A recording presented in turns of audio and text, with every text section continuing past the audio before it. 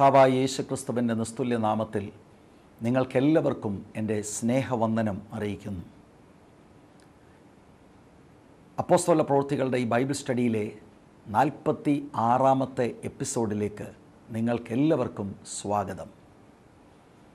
കഴിഞ്ഞ ഒരു ദിവസം തിരുവനന്തപുരം പട്ടണത്തിൽ ഒരു യോഗത്തിന് പോകുവാൻ തക്കവണ്ണം കർത്താവ് എനിക്ക് കൃപ തന്നു. അവിടെ ചെന്ന് ആ യോഗത്തിൽ സംബന്ധിക്കുമ്പോൾ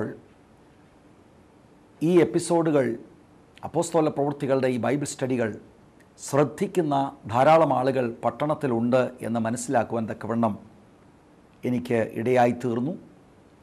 അങ്ങനെ അവിടെ ദൈവമക്കളെ കാണുകയും അവരുടെ നല്ല വാക്കുകൾ തീർച്ചയായും എനിക്ക് അത് ഒരു പ്രോത്സാഹനമായിരുന്നു. തുടർന്നും ദൈവം അവിടുത്തെ വചനത്താൽ നിങ്ങളെ എല്ലാവരെയും ധാരാളമായി അനുഗ്രഹിക്കട്ടെ എന്ന് ആത്മാർത്ഥമായി ഞാൻ പ്രാർത്ഥിക്കുന്നു.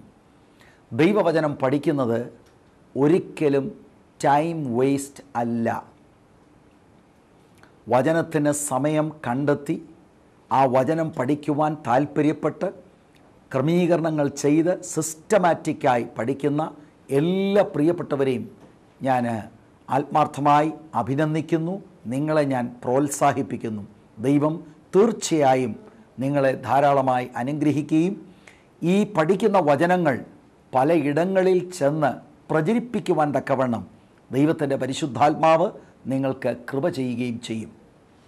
നമ്മൾ കഴിഞ്ഞ എപ്പിസോഡിൽ അപ്പോസ്തലനായ പൗലോസിൻ്റെ 2ാം മിഷണറി യാത്ര പഠിച്ചു വരികയാണ്.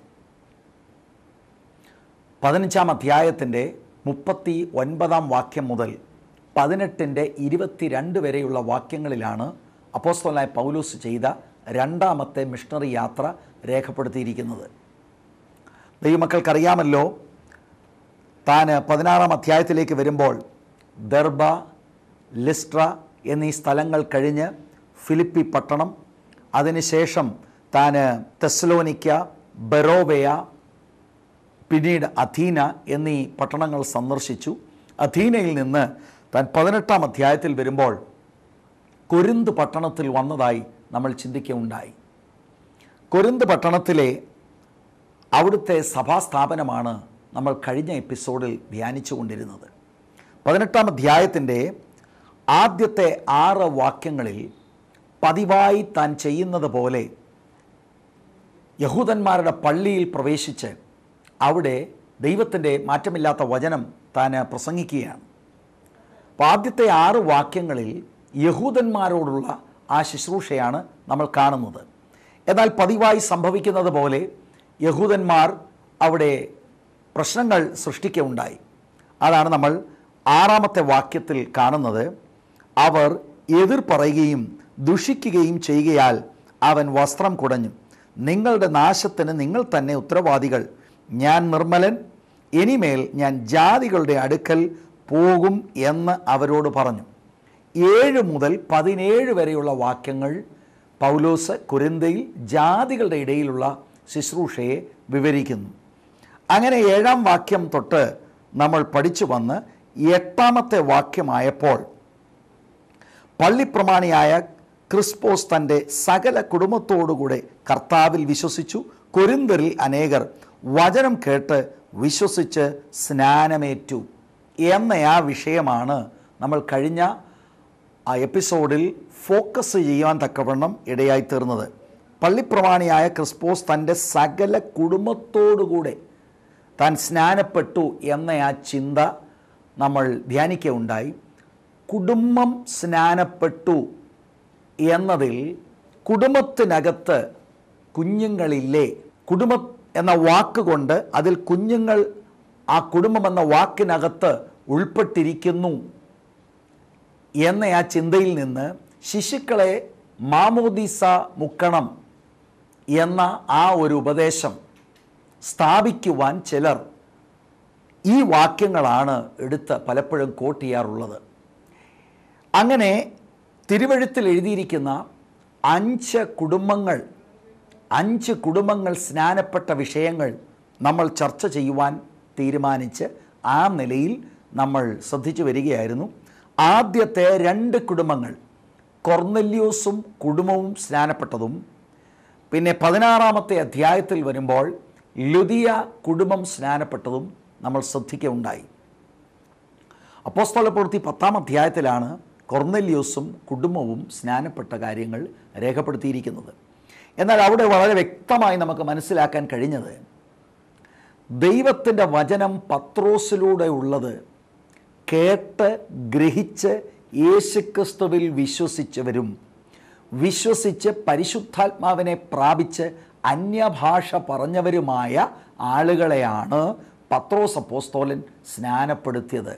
ആകയാൽ കൊർന്നല്യോസും കുടുംബവും എന്ന പ്രയോഗത്തിൽ നമ്മൾ ഉദ്ദേശിക്കുന്നത് പോലെ പൊടിക്കുഞ്ഞുങ്ങളില്ല എന്ന കാര്യം നമ്മൾ വിശദമായി ചിന്തിക്കുകയുണ്ടായി.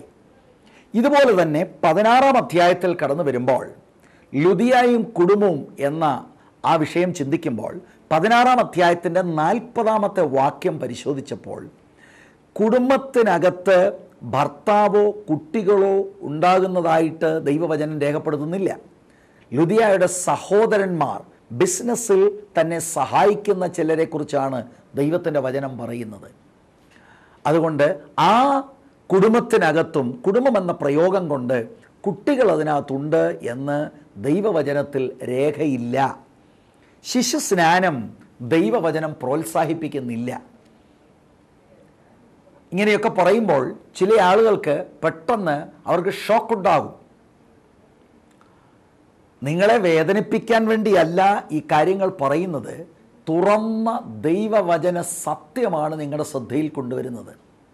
പാരമ്പര്യം സ്നേഹിതരെ ബന്ധനമാണ്. ദൈവവചന വിപരീതമായി നമ്മൾ വെച്ചു പുലർത്തുന്ന ചിന്തകൾ അത് ബന്ധനമാണ് എന്ന് തിരിച്ചറിഞ്ഞ് സത്യവചനം അതുള്ളതുപോലെ കൈക്കൊള്ളുവാൻ തക്കവണ്ണം ദൈവത്തിൻ്റെ പരിശുദ്ധാത്മാവ് നമ്മൾക്കേവർക്കും കൃപ തരട്ടെ. സത്യം നിങ്ങൾ അറിയും, ആ സത്യം നിങ്ങളെ സ്വതന്ത്രരാക്കും. ആകയാൽ ശിശുസ്നാനം പ്രൊമോട്ട് ചെയ്യുന്നത് ദൈവവചന വിപരീതമായ കാര്യമാണ്. അങ്ങനെ ചെയ്യുന്നവർ തെറ്റാണ് ചെയ്യുന്നത്, അവർ ദൈവത്തോട് മത്സരിക്കുകയാണ് ചെയ്യുന്നത്. അങ്ങനെയുള്ള ഇടങ്ങളിൽ നിന്ന് വേർപെടേണ്ടത് ആവശ്യമാണ്. ഞാൻ ദൈവമക്കളായ നിങ്ങളോട് ചോദിക്കട്ടെ, ശിശുസ്നാനം പ്രോത്സാഹിപ്പിക്കുകയും വിശ്വാസ സ്നാനം ഖണ്ഡിക്കുകയും ചെയ്യുന്ന ഇടങ്ങളിൽ തന്നെ ഒരു 25-30% ആളുകൾ നിങ്ങൾ ഉൾപ്പെട്ട് നിൽക്കുന്ന പ്രസ്ഥാനത്തിൽ തന്നെ വിശ്വാസ സ്നാനം സ്വീകരിച്ചിട്ടും അവിടെ നിൽക്കുന്നവരാണല്ലോ. നടത്തിപ്പുകാരിൽ തന്നെ പലരും രഹസ്യമായി പല ഇടങ്ങളിൽ ചെന്ന് യേശുക്രിസ്തു രക്ഷകനെന്ന് വിശ്വസിച്ച് വായ്കൊണ്ട് ഏറ്റുപറഞ്ഞ ശേഷം യേശുവിനോട് ചേരുവാൻ പിതാവിൻ്റെയും പുത്രൻ്റെയും പരിശുദ്ധാത്മാവിൻ്റെയും നാമത്തിൽ സ്നാനപ്പെട്ടവരാണല്ലോ. അപ്പോൾ ഈ കാര്യങ്ങളൊക്കെ തിരുവെഴുത്തിൽ നിന്ന് ഗ്രഹിച്ചിട്ട് ഇത് സാധാരണക്കാരിൽ നിന്ന് മറച്ചു വെക്കുന്ന പ്രവണതകൾ അത് ശരിയായതല്ല എന്ന് ദൈവവചനത്തിൻ്റെ അധികാരത്തിൽ നിന്നുകൊണ്ട് ഞാൻ നിങ്ങളുടെ ശ്രദ്ധയിൽ കൊണ്ടുവരികയാണ്. പിന്നെ ആളുകളൊക്കെ പണ്ഡിതന്മാരെക്കുറിച്ച് പറയുന്നു. പാണ്ഡിത്യം ദൈവം ആർക്കെങ്കിലും കൊടുത്തിട്ടുണ്ടെങ്കിൽ അത് വചനത്തെ കോട്ടിമാട്ടാനല്ല, ദൈവവചനത്തിൻ്റെ പഥ്യ ഉപദേശം തെളിയിക്കുവാനാണ് പാണ്ഡിത്യം ദൈവം ആർക്കെങ്കിലും അനുവദിച്ചിട്ടുണ്ടെങ്കിൽ, കൊടുത്തിട്ടുണ്ടെങ്കിൽ ദൈവം അത് ആ നിലയിൽ കൊടുത്തത്. അല്ലാതെ അവർക്ക് ലഭിച്ച അറിവ് ദൈവവചനം തെറ്റായ നിലയിൽ വ്യാഖ്യാനിച്ച് സാധുക്കളുടെ ഹൃദയത്തെ വഞ്ചിക്കുവാൻ വേണ്ടിയല്ല.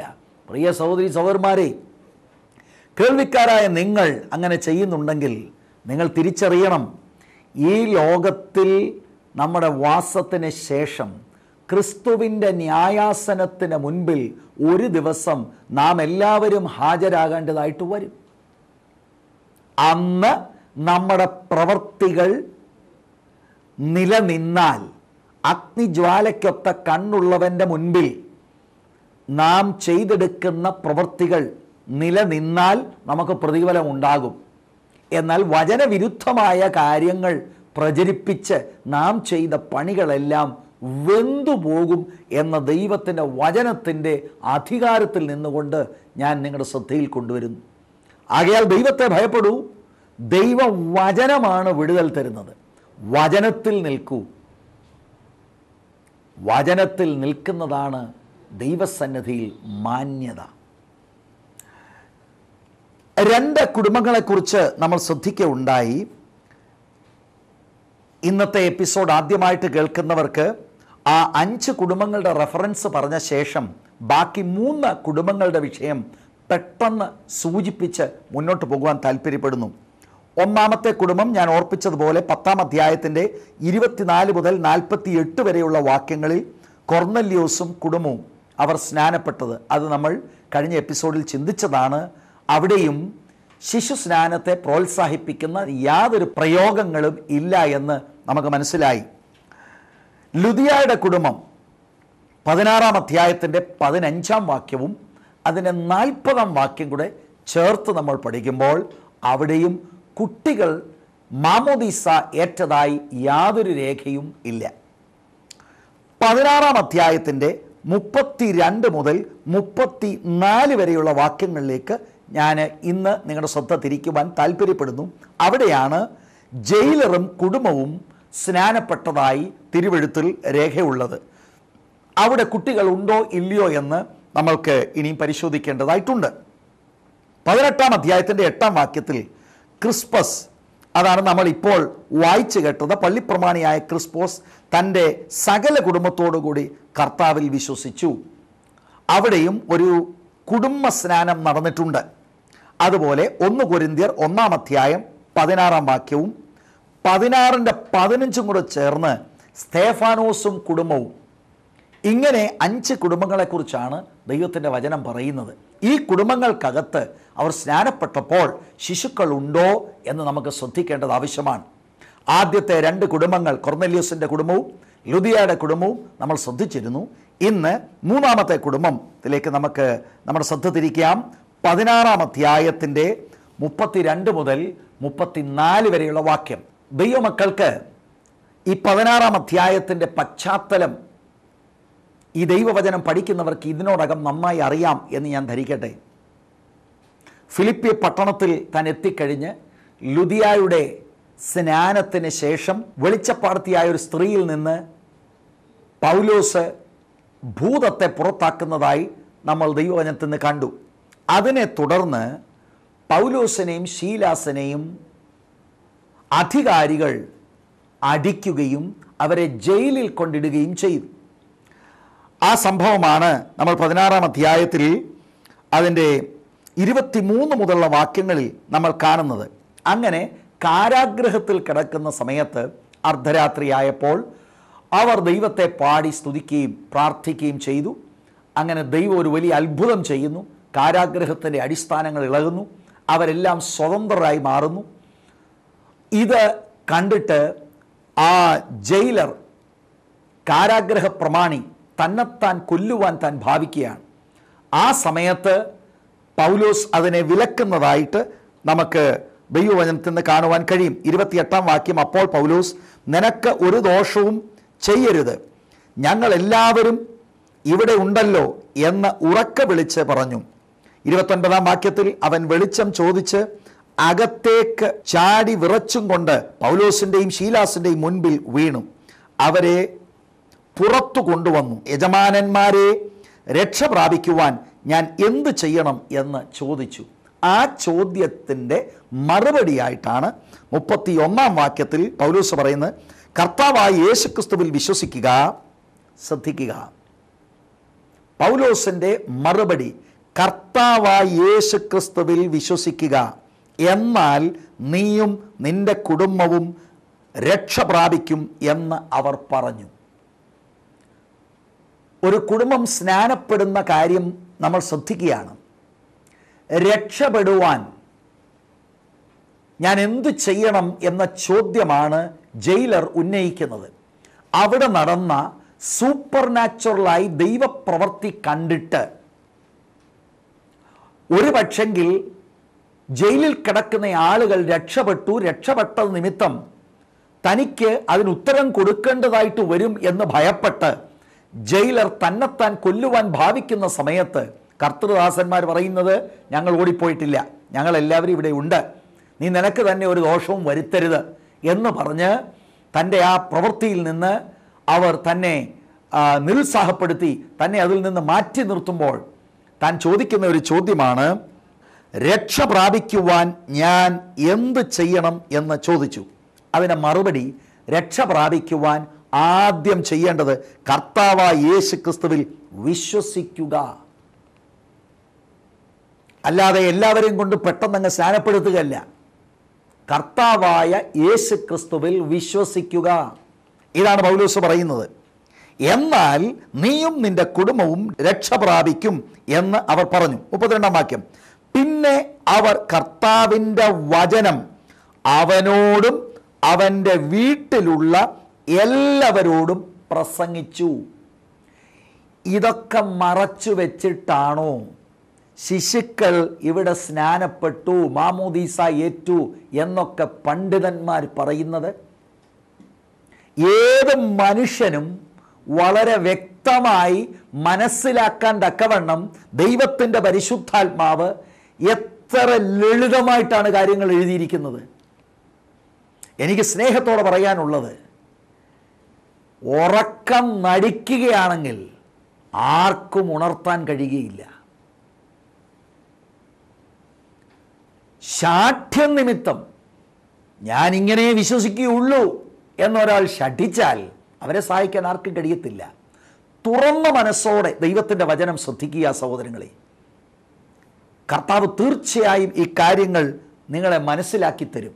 വളരെ ലളിതമല്ലേ? 32-ാം വാക്യം, പിന്നെ അവർ, പൗലോസും ശീലാസും, കർത്താവിൻ്റെ വചനം അവനോടും അവൻ്റെ വീട്ടിലുള്ള എല്ലാവരോടും പ്രസംഗിച്ചു. Everyone who were present in the household or house of the jailer heard the word of God. ആദ്യം പറഞ്ഞു കർത്താവിൽ വിശ്വസിക്കണം, എന്നാൽ നീയും നിന്റെ കുടുംബവും രക്ഷ പ്രാപിക്കും. എങ്ങനെയാ വിശ്വസിക്കുന്നത്? They must hear the word of God. അതുകൊണ്ട് ദൈവത്തിൻ്റെ വചനം പറഞ്ഞവരോട്. അപ്പോൾ വചനം കേട്ട് വിശ്വസിക്കുവാൻ പ്രാപ്തിയുള്ളവരായിരുന്നു ജയിലറും ജയിലറിൻ്റെ ഭാര്യയും ജയിലറിൻ്റെ കുടുംബാംഗങ്ങളും എന്നത് വളരെ വ്യക്തമായ കാര്യം. 33-ാമത്തെ വാക്യം, അവൻ രാത്രിയിൽ ആ നാഴികയിൽ തന്നെ അവരെ കൂട്ടിക്കൊണ്ടുപോയി അവരുടെ മുറിവുകളെ കഴുകി. താനും തനിക്കുള്ളവരെല്ലാവരും താമസിയാതെ സ്നാനമേറ്റു. അവിടെ ഈ ഓൾ, എല്ലാവരും എന്ന പ്രയോഗം നോട്ട് ചെയ്യണം. എല്ലാവരും വചനം കേട്ടു, എല്ലാവരും സ്നാനപ്പെട്ടു. ഇനി 34-ാം വാക്യം, പിന്നെ അവരെ വീട്ടിൽ കൈക്കൊണ്ട് അവർക്ക് ഭക്ഷണം കൊടുത്തു. ദൈവത്തിൽ വിശ്വസിച്ചതിൽ വീടടക്കം ആനന്ദിച്ചു. പിന്നെയും പിന്നെ ആ ഓൾ, എല്ലാവരും എന്നുള്ള ആ പ്രയോഗം റിപ്പീറ്റ് ആകുകയാണ്. ആരാ വചനം കേട്ടത്? എല്ലാവരും. ആരാ സ്നാനപ്പെട്ടത്? എല്ലാവരും. ആരാ ആനന്ദിച്ചത്? എല്ലാവരും. സ്നാനപ്പെട്ടത് ആരാ? വചനം കേട്ട് വിശ്വസിച്ച് ആ ആത്മപ്രവൃത്തിയിൽ, ആത്മരക്ഷയിൽ ഏറ്റെടുത്തത് നിമിത്തം ആനന്ദിക്കുവാൻ കഴിവുള്ളവരാണ് സ്നാനപ്പെട്ടത്. അതുകൊണ്ട് പൊന്നു സഹോദരങ്ങളെ, ഇതിനകത്ത് ശിശുക്കളുണ്ട് എന്ന് പറഞ്ഞ് ശിശുസ്നാനത്തിൽ നിൽക്കരുത്. ചരിത്രത്തിൻ്റെ ഏടുകൾ പരിശോധിച്ചാൽ ശിശുക്കൾ സ്നാനപ്പെടുത്തണം എന്നുള്ള കാര്യം ആദ്യ നൂറ്റാണ്ടിൽ ഇല്ലായിരുന്നു. അത് പിന്നീട് ഒരു ചക്രവർത്തിയുടെ കാലഘട്ടത്തിൽ അത് കയറി വന്ന സംഭവമാണ്. ഇങ്ങനെയുള്ള ഉപദേശത്തിൽ കുടുങ്ങരുത്.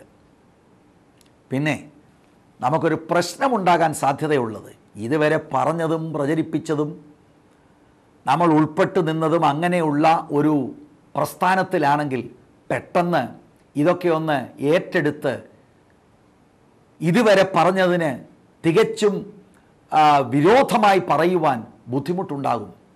അതിന് ദൈവം കൃപ തരും. മനുഷ്യ ഭയം ഒരു കെണിയാണ്. മനുഷ്യനെ ഭയപ്പെടേണ്ട ആവശ്യമില്ല, പ്രസ്ഥാനത്തെ ഭയപ്പെടേണ്ട ആവശ്യമില്ല, ദൈവത്തെ ഭയപ്പെടണം. എത്രയോ ക്ലിയറായിട്ടാണ് ജയിലറും കുടുംബവും സ്നാനപ്പെട്ടിരിക്കുന്നത്. അതിനകത്ത് വിശ്വസിക്കാൻ പ്രാപ്തിയില്ലാത്ത പൊടിക്കുഞ്ഞുങ്ങൾ ഇല്ല എന്നുള്ളത് എത്രയോ ക്ലിയറായിട്ടാണ് ദൈവത്തിൻ്റെ പരിശുദ്ധാത്മാവ് രേഖപ്പെടുത്തിയിരിക്കുന്നത്. ഈ വചനം നിങ്ങളിൽ പലർക്കും സ്വാതന്ത്ര്യത്തിലേക്ക് നിങ്ങളെ നടത്തട്ടെ എന്ന് ആത്മാർത്ഥമായി ഞാൻ പ്രാർത്ഥിക്കുന്നു. വിശ്വാസ സ്നാനം സ്വീകരിച്ചിട്ടുള്ള പ്രിയപ്പെട്ടവരോട് പറയാം, ഇത് നിങ്ങൾ പിന്നെയും ധ്യാനിച്ചിട്ട് അനേക ഇടങ്ങളിൽ ചെന്ന് ഈ കാര്യങ്ങൾ പറഞ്ഞ് ജനത്തെ ഇരുട്ടിൽ നിന്ന് വെളിച്ചത്തിലേക്ക് കൊണ്ടുവരുവാൻ ദൈവത്തിൻ്റെ പരിശുദ്ധാത്മാവ് നിങ്ങൾക്ക് കൃപ തരട്ടെ. വേദപുസ്തകം പറയുന്നത് ശിശുസ്നാനവുമല്ല, മുതിർന്ന സ്നാനവുമല്ല, വിശ്വാസ സ്നാനം. വിശ്വസിക്കുകയും സ്നാനമേൽക്കുകയും ചെയ്യുന്നവൻ രക്ഷിക്കപ്പെടും, വിശ്വസിക്കാത്തവൻ ശിക്ഷാവിധിയിൽ അകപ്പെടും. ഇത് മൂന്നാമത്തെ കുടുംബത്തെക്കുറിച്ചാണ് നമ്മൾ ചിന്തിക്കുന്നത്. നാലാമത്തെ കുടുംബം അപ്പോസ്തലപ്രവൃത്തി 18:8 വാക്യം. അപ്പോസ്തലപ്രവൃത്തി 18:8 അതാണ് നമ്മൾ പ്രാരംഭത്തിൽ വായിച്ചത്. അത് വളരെ ക്ലിയർ ആണല്ലോ. പള്ളിപ്രമാണിയായ ക്രിസ്പോസ് തൻ്റെ സകല കുടുംബത്തോട് കൂടെ കർത്താവിൽ വിശ്വസിച്ചു. കൊരിന്തിൽ അനേകർ വചനം കേട്ട് വിശ്വസിച്ച് സ്നാനമേറ്റു. ഇതിനകത്ത് എന്താണ് ഇനിയും ഒന്ന് പൊരുൾ തിരിക്കേണ്ടത്? It is so plain. ഏത് വ്യക്തി ഇത് വായിച്ചാലും മനസ്സിലാകുന്ന നിലയില്ല. ക്രിസ്പോസും തൻ്റെ സകല കുടുംബവും കർത്താവിൽ വിശ്വസിച്ചു. വിശ്വസിച്ച ആളുകൾ സ്നാനപ്പെട്ടു. അല്ലാതെ വിശ്വസിക്കാൻ കഴിവില്ലാത്ത കുട്ടികൾ ഇതിനകത്ത് മാമോദീസ ഏറ്റു എന്ന് എൻ്റെ പണ്ഡിതന്മാരെ അങ്ങനെയൊന്നും ദൈവവചനത്തിൽ പറഞ്ഞിട്ടില്ല. എവിടെയെങ്കിലും കുറേ ഡിഗ്രി ഉള്ളത് കൊണ്ട് അത് കേട്ട് ദൈവത്തിൻ്റെ ജനം ഇംപ്രസ്ഡ് ആകരുത്. ഹൃദയദൃഷ്ടി തുറക്കുന്നത് പരിശുദ്ധാത്മാവാണ്. പഠനം നല്ലതാണ്. അകക്കണ്ണ് ദൈവാത്മാവ് തുറന്നിട്ടില്ലെങ്കിൽ അറിവ് ചീർപ്പിക്കും, അതിനകത്ത് വിടുതലില്ല. ഇതിനധികം സമയം പോലും ഞാൻ എടുക്കുന്നില്ല, കാരണം അത്ര പ്ലെയിനായിട്ടാണ് ഈ നാലാമത്തെ കുടുംബത്തെക്കുറിച്ച് എഴുതിയിരിക്കുന്നത്. അതിൻ്റെ 18 വാക്യത്തിൽ വാസ്തവത്തിൽ ഡിവൈൻ ഓർഡർ ഓഫ് ബാപ്റ്റിസം അവിടെ ഉണ്ട്. വിശ്വസിക്കുന്നവരെ സ്നാനപ്പെടുത്തുക എന്നുള്ളത് എത്ര ഭംഗിയായി കൃത്യമായി കാര്യം എഴുതിയിരിക്കുകയാണ്. ഒരു സംശയത്തിനും 1% പോലും സ്ഥാനമില്ലാതെ ആ കാര്യങ്ങൾ വളരെ വ്യക്തമായി ദൈവത്തിൻ്റെ ആത്മാവ് എഴുതിയിരിക്കുകയാണ്. 5ാമത്തെ കുടുംബം 1 കൊരിന്ത്യ ലേഖനം അതിൻ്റെ 1-ാം അധ്യായം 16-ാം വാക്യം വായിക്കുമ്പോൾ അവിടെ ഒരു കുടുംബത്തെക്കുറിച്ച് എഴുതിയിട്ടുണ്ട്. അവരും കൊരിന്തിലുള്ളവരാണ്. 1 കൊരിന്ത്യർ 1-ാം അധ്യായം അതിൻ്റെ 16-ാം വാക്യം. സ്തെഫനാസിൻ്റെ ഭവനക്കാരെയും ഞാൻ സ്നാനം കഴിപ്പിച്ചു, അതല്ലാതെ മറ്റ് വല്ലവരെയും സ്നാനം കഴിപ്പിച്ചുവോ എന്ന് ഞാൻ ഓർക്കുന്നില്ല. സ്തെഫനാസിൻ്റെ കുടുംബം. അപ്പം ഇവിടെ ഈ 16-ാം വാക്യത്തിൽ നമുക്ക് അവർ വിശ്വസിച്ചോ ഇല്ലയോ എന്നൊന്നും അറിയത്തില്ല. പക്ഷേ നമ്മൾ ഓർക്കണം, അപ്പോസ്തലപ്രവൃത്തി 18-ാം അധ്യായത്തിൻ്റെ 8-ാം വാക്യത്തിൻ്റെ 2-ാം ഭാഗത്തിൽ കൊരിന്ത്യരിൽ അനേകർ വചനം കേട്ട് വിശ്വസിച്ച് സ്നാനമേറ്റു എന്ന ആ വാക്യത്തിൽ സ്തെഫനോസും കുടുംബവും അവർ വിശ്വസിച്ചാണ് സ്നാനമേറ്റത്.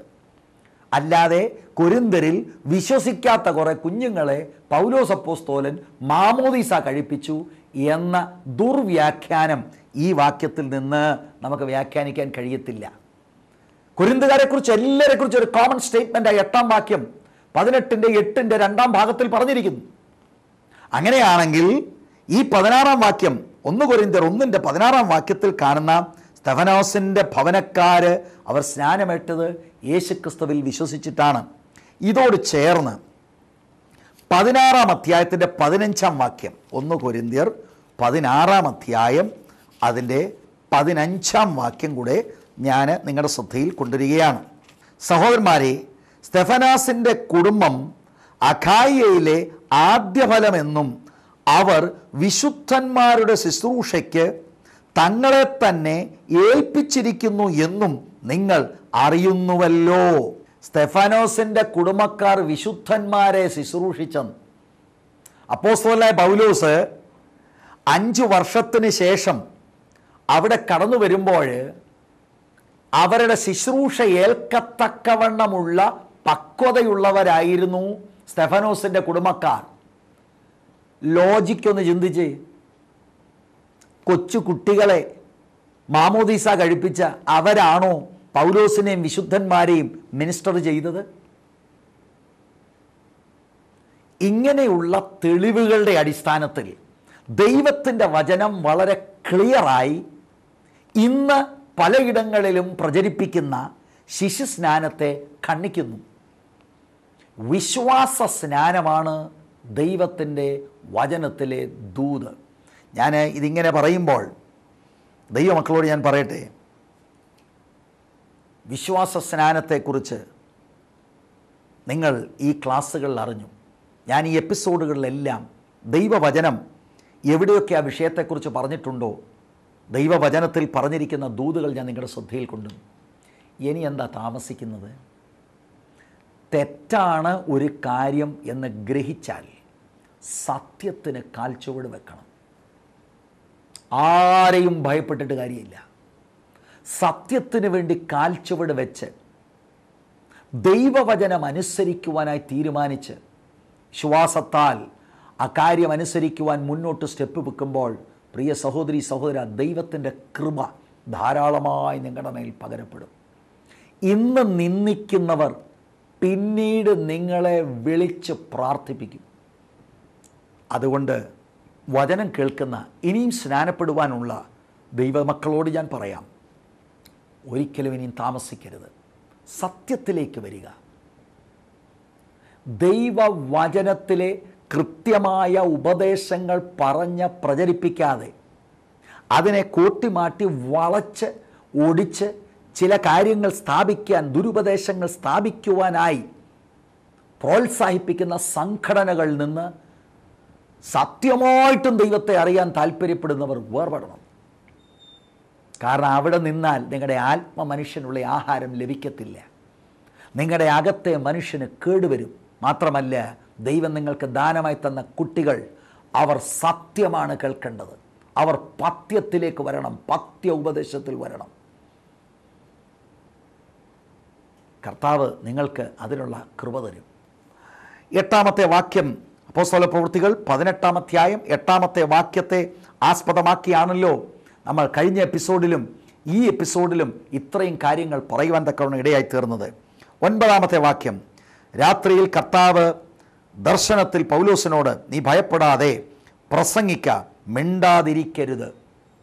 യഹൂദന്മാരിൽ നിന്നുള്ള ഭീഷണി തനിക്കുണ്ട് എന്ന് 6-ാം വാക്യത്തിൽ നമ്മൾ ശ്രദ്ധിച്ചതാണ്. അങ്ങനെ ജാതികളുടെ ഇടയിലേക്ക് താൻ ആ ശുശ്രൂഷകൾ മാറ്റുന്നതായി നമ്മൾ 7ഉം 8ഉം വാക്യങ്ങളിൽ ശ്രദ്ധിച്ചു. അതിനെ തുടർന്ന് കർത്താവ് തന്നെ രാത്രിയിൽ ബലപ്പെടുത്തുവാൻ ഒരു ദർശനം തനിക്ക് കൊടുക്കുകയാണ്. ദൈവത്തിൻ്റെ ദാസന്മാർ, ശുശ്രൂഷയുടെ മുൻപന്തിയിലുള്ളവർ ഒരു കാര്യം അറിയണം. പ്രതികൂലങ്ങൾ ശുശ്രൂഷയിൽ ഉണ്ട് എങ്കിലും അത് നാം അനുഭവിക്കുമ്പോൾ, അതിലൂടെ കടന്നു പോകുമ്പോൾ, ശുശ്രൂഷയ്ക്ക് നമ്മെ നിയോഗിച്ച് അയച്ച കർത്താവ് സകലതും അറിയുന്നു. കൊരിന്തിൽ നിന്ന് പൗലോസ് പെട്ടെന്ന് പോകുവാൻ കർത്താവ് ആഗ്രഹിച്ചില്ല. കർത്താവ് തന്നെ ബലപ്പെടുത്തുകയാണ്. നീ ഭയപ്പെടാതെ പ്രസംഗിക്കാം, മിണ്ടാതിരിക്കരുത്. 10-ാമത്തെ വാക്യം, ഞാൻ നിന്നോട് കൂടെയുണ്ട്.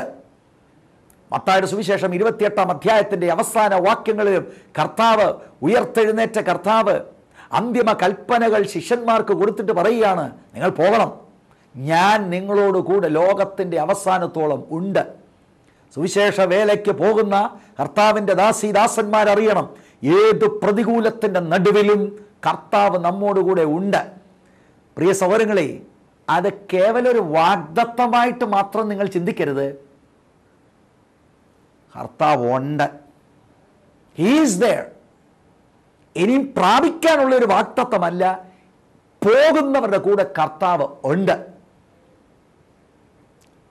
ഞാൻ നിന്നോട് കൂടെ ഉണ്ട്, ആരും നിന്നെ കയ്യേറ്റം ചെയ്ത് ദോഷപ്പെടുത്തുകയില്ല, ഈ പട്ടണത്തിൽ എനിക്ക് വളരെ ജനമുണ്ട് എന്ന് അരുളി ചെയ്തു.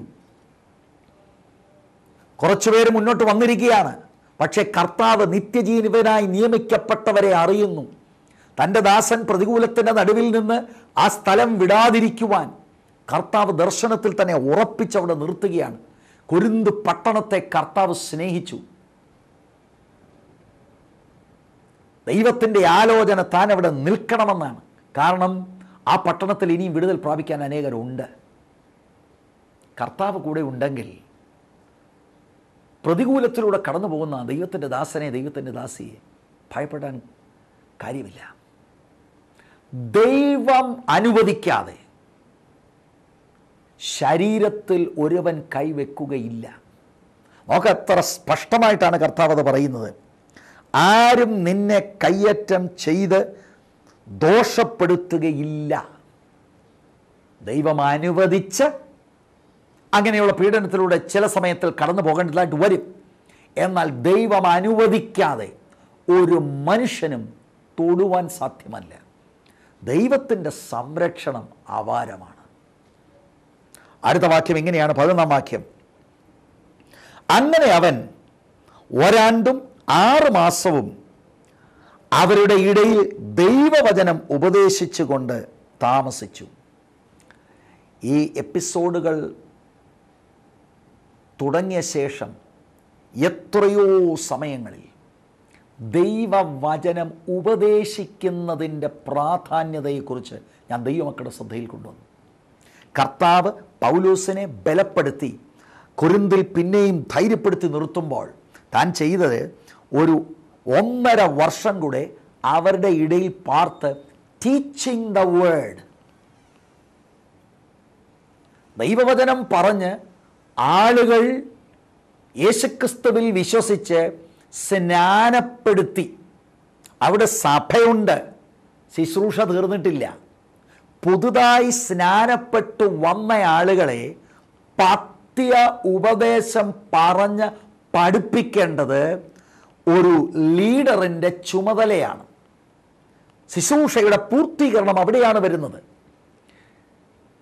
ഞാൻ പഴയ ആ എപ്പിസോഡുകളിലൊക്കെ പറഞ്ഞത് ഒരു പ്രാവശ്യം കൂടെ ഞാൻ ആവർത്തിക്കാം. ഈ കാലഘട്ടത്തിലെ ദൈവദാസന്മാർ, ദൈവസഭകൾ ഈ കാര്യം തിരിച്ചറിയണം. അനേക പ്രാദേശിക സഭയിലെ പ്രശ്നമെന്ന് പറയുന്നത് there is absolutely no teaching. അത് ഈ ദൈവദാസന്മാർക്ക് പറ്റുന്ന കുഴപ്പം, കടന്നു വരുന്ന ജനത്തെ സന്തോഷിപ്പിച്ച് സുഖിപ്പിച്ച് സ്പിരിച്വൽ എൻ്റർടൈൻമെൻറ്റ് ചെയ്ത് അവരെ പിടിച്ചു നിർത്താനാണ് ശ്രമം നടത്തുന്നത്. ദൈവമക്കളെ, സ്പിരിച്വൽ എൻ്റർടൈൻമെൻ്റ് എന്നുള്ളത് അന്ത്യ കാലഘട്ടത്തിലെ ഒരു പ്രത്യേക സംഭവമാണ്. 2 തിമോത്തിയോസിൻ്റെ ലേഖനത്തിൽ അപ്പോസ്തലനായ പൗലോസ് ഇങ്ങനെയാണ് പറയുന്നത്. 2 തിമോത്തി 4-ാം അധ്യായം 2-ാമത്തെ വാക്യം മുതൽ, വചനം പ്രസംഗിക്കുക, സമയത്തിലും അസമയത്തിലും ഒരുങ്ങി നിൽക്കുക, സകല ദീർഘക്ഷമയോടും ഉപദേശത്തോടും കൂടെ ശാസിക്കുക, തർജ്ജനം ചെയ്യുക, പ്രബോധിപ്പിക്കുക. അവർ പത്യോപദേശം പൊറുക്കാതെ കർണരസമാകുമാറ് സ്വന്തം മോഹങ്ങൾക്കൊത്തവണ്ണം ഉപദേഷ്ടാക്കന്മാരെ പെരുക്കുകയും സത്യത്തിന് ചെവി കൊടുക്കാതെ കെട്ടുകഥ കേൾക്കുവാൻ തിരികെയും ചെയ്യുന്ന കാലം വരും. കർണരസകരമാകുന്ന കാര്യങ്ങൾ കേട്ട് അങ്ങനെയുള്ള ഒരു കാലം വരും. നമ്മുടെ ഈ സമയങ്ങളിൽ വന്നിരിക്കുന്നു. എന്താ പറയുന്നതെന്ന് അവർക്കും അറിയത്തില്ല, സംഘാടകർക്കും അറിയത്തില്ല, കേൾവിക്കാർക്കും അറിയത്തില്ല. യോഗം കഴിയുമ്പോൾ ഒത്തിരി ചിരിപ്പിച്ചു, നല്ല യോഗമായിരുന്നു എന്ന് നമ്മൾ കമൻ്റ് കേൾക്കും. ഇത് കേൾക്കാനും വണ്ടിക്കൂലിക്കുള്ള കാര്യങ്ങൾ ഒപ്പിക്കുവാനുമാണ് ഈ സ്പിരിച്വൽ എൻ്റർടൈൻമെൻറ്റുകൾ നടക്കുന്നത്. ഈ പാറ്റേൺ അല്ലായിരുന്നു അപ്പോസ്തോലന്മാരുടെ പാറ്റേൺ.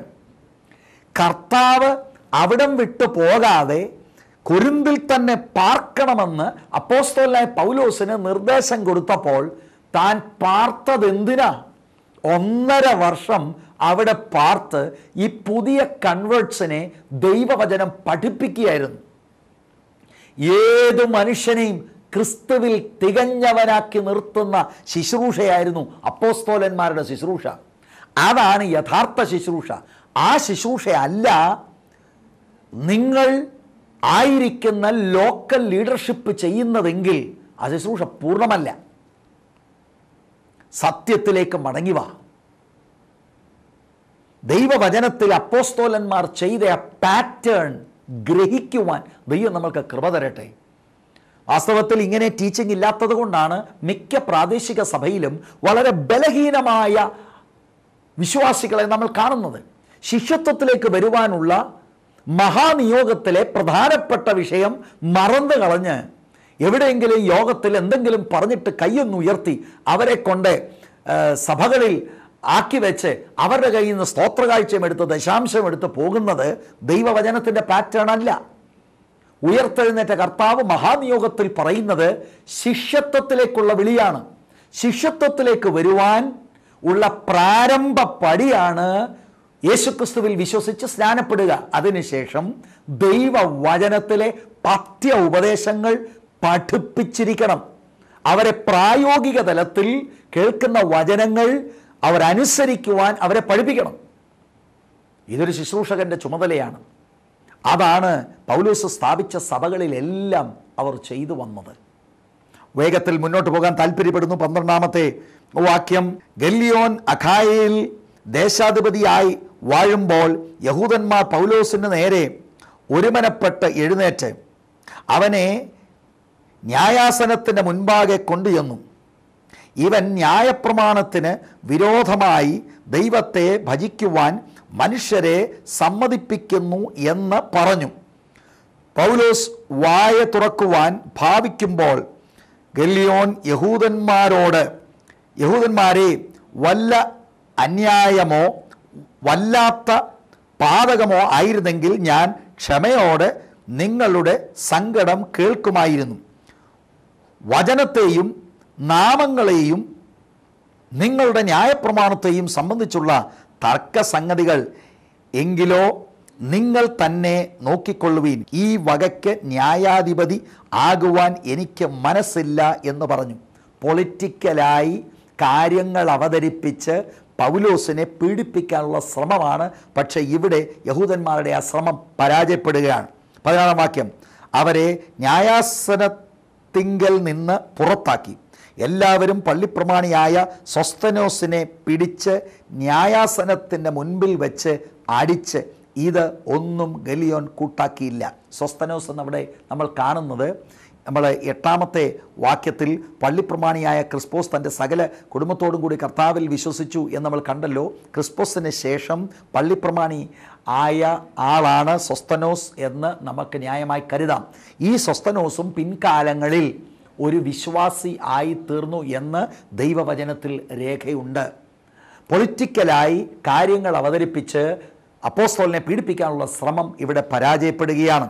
18-ാം വാക്യം, പൗലോസ് പിന്നെയും കുറേ നാൾ പാർത്ത ശേഷം സഹോദരന്മാരുടെ കൂടെ യാത്ര പറഞ്ഞിട്ട് തനിക്ക് ഒരു നേർച്ച ഉണ്ടായിരുന്നതിനാൽ കെങ്ക്രയിൽ വെച്ച് തല ക്ഷൗരം ചെയ്യിച്ചിട്ട് പ്രിസ്കില്ലയോടും അക്വിലയോടും കൂടെ കപ്പൽ കയറി സുറിയയിലേക്ക് പുറപ്പെട്ട് എഫസോസിൽ എത്തി.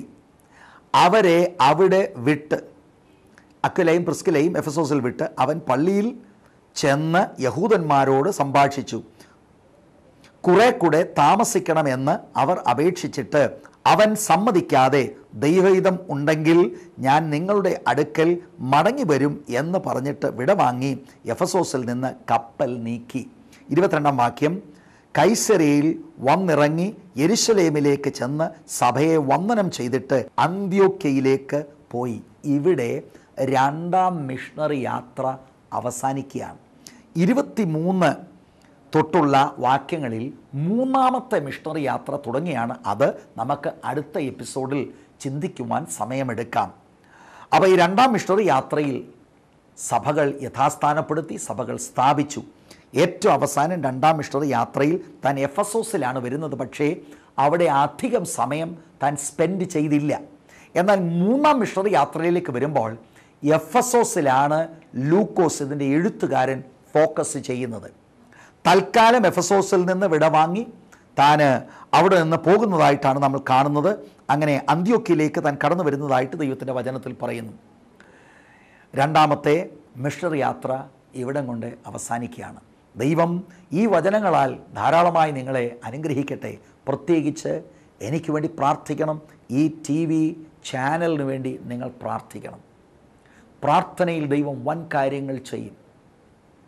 പ്രാർത്ഥിച്ചാൽ വലിയ വിടുതലുകൾ സംഭവിക്കും. ഈ വചനം കേൾക്കുന്നവർക്ക് വിശ്വാസമായി പരിണമിച്ച് അവർ കർത്താവിൽ വിശ്വസിക്കുകയും കർത്താവിൻ്റെ ടീച്ചിങ്സിലേക്ക് അവർ കടന്നു വരികയും ചെയ്യണം.